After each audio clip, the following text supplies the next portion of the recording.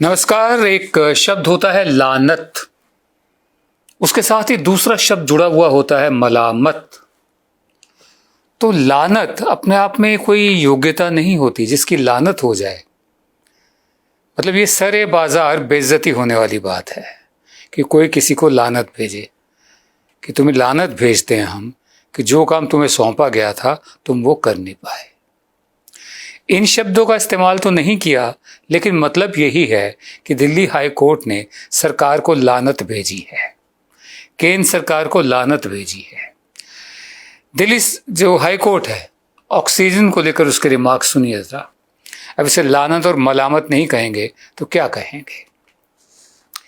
Bag, बोरो और steel, भीख मांगो, उधार लो या चोरी करो।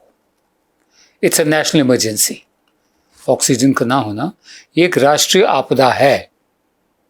बेग, बोरो और स्टील, भीख मांगो, उधार लो या चोरी करो, ये नेशनल इमरजेंसी है। ये दो जजेस ने कहा है, जस्टिस विपिन सांघी और justice Rekha Palli. We are shocked and dismayed that the government does not seem to be seeing the reality. हम एकदम सख्ते में हैं और हम बहुत परेशान हैं, दुखी हैं कि सरकार को हकीकत नजर ही नहीं आ रही। जो सब तरफ हो रहा है सरकार को दिख ही नहीं रहा सब कुछ। क्या हो रहा है ये? What is happening? Why is the government not waking up to reality? सरकार जो हकीकत है उसको देख क्यों नहीं रही, जाग क्यों नहीं रही, किस सपने में है? माने सरकार अपना काम नहीं कर रही। इससे बड़ी लानत और क्या हो सकती है किसी सरकार के लिए जो कोर्ट से आए। वैसे अक्सर हिंदी वाले लानत के बजाय फटकार इस्तेमाल कर देते हैं, लेकिन फटकार बहुत ज़्यादा हो गई हैं पिछले कुछ सालों में, तो इसलिए मैंने ये शब्द चुना है। बहरहाल हकीकत क्या है आपको बताएं। ऑक्सीजन क्यों नहीं मिल रही, वैक्सीन क्यों नहीं मिल रही? जो रिपोर्ट्स है उसके मुताबिक पिछले साल अप्रैल 2020 में, पिछले साल के अप्रैल 2020 में जब कोविड शुरू हुआ था और जनवरी 2021 में जब लगा था कि हमने काबू पा लिया है, भारत ने 9,301 मीट्रिक टन ऑक्सीजन निर्यात किया था। इसकी आज एक एक ऑक्सीजन सिलेंडर की किल्लत हो रही है, वो निर्यात कर दिया था। और कितनी कमाई हुई थी? 8 करोड़ 90 लाख रुपया। साउथ दिल्ली में एक फ्लोर आता है इसका। किसी को अगर फ्लोर खरीदना हो 600 गज का, तो साउथ दिल्ली में एक फ्लोर आता है। तो भारत सरकार ने 9,301 मीट्रिक टन ऑक्सीजन जो थी वो दुनिया भर में एक्सपोर्ट की थी, निर्यात की थी पिछले साल अप्रैल 2020 जनवरी 2021 इस साल। और हम इस वक्त एक एक सिलेंडर को तरस रहे हैं। अब आइए वैक्सीन एक्सपोर्ट पर। मिनिस्ट्री ऑफ एक्सटर्नल अफेयर्स के स्पोक्सपर्सन हैं, अरिंदम बागची नाम है इनका। भारत ने 6 करोड़ और 45 लाख डोजेज वैक्सीन की पूरी दुनिया में निर्यात की। 6 करोड़ 45 लाख वैक्सीन आज के दिन भटक रहे हैं। 25,000, 50,000, 70,000। हाँ, रेमडेसिविर नाम की मेडिसिन भी इतनी महंगी मिल रही है, जबकि 6 करोड़ 45 लाख डोजेज वो हमने निर्यात करी थी 94 देशों को। उसमें कुछ ऐसे फैंसी नाम दे दिया था, वैक्सीन मैत्री, जैसे टीका उत्सव, और कुछ हमारी ऑब्लिगेशंस भी थी संस्थाओं के साथ। बाकी बेची गई, कुछ जगह पर सरकार ने फैसिलिटेट करवाया। 94 देशों में 6 करोड़ 45 लाख वैक्सीन जिनकी आज के दिन हमें सख्त ज़रूरत है वो निर्यात की गई। एक ऐसे टाइम पे जब मुगालता था सरकार को कि हमने काबू पा लिया।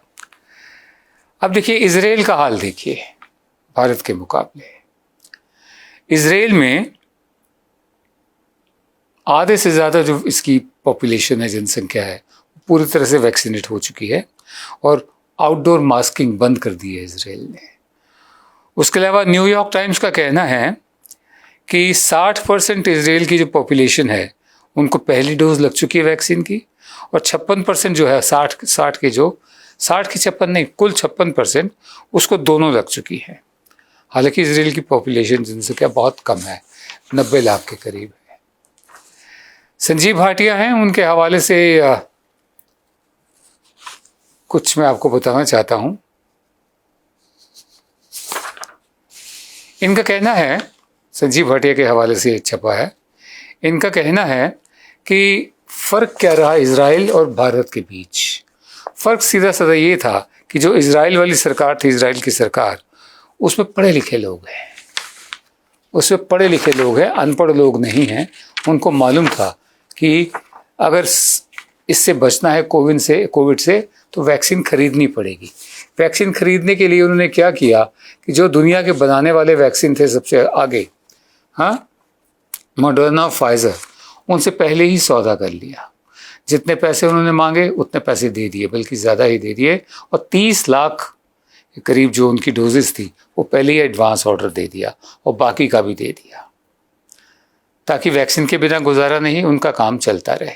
यहाँ हम क्या करते रहे, यहाँ हम नेगोशिएट करते रहे, सरकार नेगोशिएट करती रही कि 250 रुपये नहीं, 350 रुपये नहीं, 150 रुपये में दो। हाँ, मतलब कुल मिलाकर हम यहाँ पर ये कर रहे थे, इनकी जो अंडरस्टैंडिंग है कि जो SIS मांग रही थी, सीरम इंस्टीट्यूट ऑफ इंडिया मांग रही थी, उसमें 100 रुपये का फ़र्क था। तो कुल अमाउंट जो आता था नेगोशिएशन, 800 मिलियन वैक्सीन, जो इंडिया की एडल्ट पॉपुलेशन है 80 करोड़, उसमें 8,000 करोड़ का फ़र्क आता था। तो इसको अगर आप 2 डोजेज़ में भी लगा लें तो फ़र्क आ जाता है 16,000 करोड़ का। हमें 16,000 करोड़ देना था और वैक्सीन हमारे पास आ गई होती, वो नहीं आई, हमने एक्सपोर्ट भी कर दी, सीरम वालों ने बेच भी दी, और आज के दिन हमारा ये हाल है। अब देखिए, सुनिए, काम की बात ये है, अब इसमें बुद्धि क्या थी इजराइल वालों की। उनका जो प्रधानमंत्री है वो MIT का ग्रेजुएट है, उसने PhD भी हार्वर्ड में ज्वाइन की थी, पूरी नहीं की थी। वहाँ पर मेडिसिन के एक्सपर्ट्स हैं उनकी कैबिनेट में, साइंस के एक्सपर्ट्स हैं। हमारे यहाँ के नवरत्नों की तरह नहीं है कि एक की भी हिम्मत नहीं पड़ती कि प्रधान सेवक से पलट कर सवाल पूछ ले। एक भी है हमारा नवरत्न, पढ़े लिखे लोग हों, चाहे वो जितने भी JNU से हों, यहाँ से वहाँ से हो, एक की भी हिम्मत है किसी हमारे मंत्री की कि पलट कर प्रधान सेवक से सवाल पूछ ले? लेकिन नहीं, इजराइल की कैबिनेट में पढ़े लिखे लोग थे, उन्होंने पूरा हिसाब किताब लगाया। उन्होंने ये देखा कि लॉकडाउन से कितना नुकसान होगा और ये ज़्यादा कीमत हम जो दे रहे हैं दवा की, इससे कितना नुकसान होगा। ठीक है, हमारे साथ ये हुआ है कि हमने 16,000 करोड़ बचाने के चक्कर में 11 लाख करोड़ का नुकसान किया है। 16,000 करोड़ बचाने के चक्कर में 11 लाख करोड़ का नुकसान इसलिए किया है क्योंकि जो हमारा आर्थिक नुकसान हुआ है, ये सरकार का अपना एस्टिमेट है, 7 महीने के लॉकडाउन से मार्च और सितंबर के बीच जो लॉकडाउन हुआ वो करीब 11 लाख करोड़ था, रोज़ 5,200 करोड़। और अगर हम उस वक्त सीरम इंस्टीट्यूट से सौदेबाजी ना करते, ये इस तरह की चवन्नी अठन्नी कम, ये थोड़ा सा तू कम कर दे, 15 पैसे कम ले ले, ये अगर ना करते तो सिर्फ 16,000 करोड़ का नुकसान होना था। अब सुना है कि प्रधान सेवक एक्शन में आए हैं। अब हम सुनेंगे गोदी, ये जो गोदी कहते हैं इसको, या सरकारी दरबारी, हम इनसे सुनेंगे कि खुद कमान संभाल ली प्रधान सेवक ने। अब क्या कमान संभाल ली जब हालात ये हो रखे हैं इस वक्त? मतलब पुरानी कहावत तो है कि अब पछताए क्या हो जब चिड़िया चुग गई खेत। हर तरफ मौत का नज़ारा है, शमशान हो, कब्रिस्तान हो, अपने लोगों की, दोस्तों की, जान पहचान वालों की मौत की खबरें हर रोज़ आ रही हैं। और ऐसे में फिर एक बार फिर मोल भाव किया है सरकार ने सीरम इंस्टीट्यूट से। अब इस दफ़े स्टेट्स जो है, राज्य है, जो सरकार तो बाहर निकल गई, केंद्र सरकार, उसने अपना कोटा ले लिया 250 रुपये वाला, 50%, बाकी 50% राज्य जो हैं वो 400 रुपये के हिसाब से लेंगे, और ओपन मार्केट में अलग अलग जगह देखा जाएगा कितने कैसे बेची जाए। मतलब सवारी अपनी जान और माल की हिफाजत खुद करे, मैं मीटिंगों के ज़रिए कमान संभाल रहा हूँ।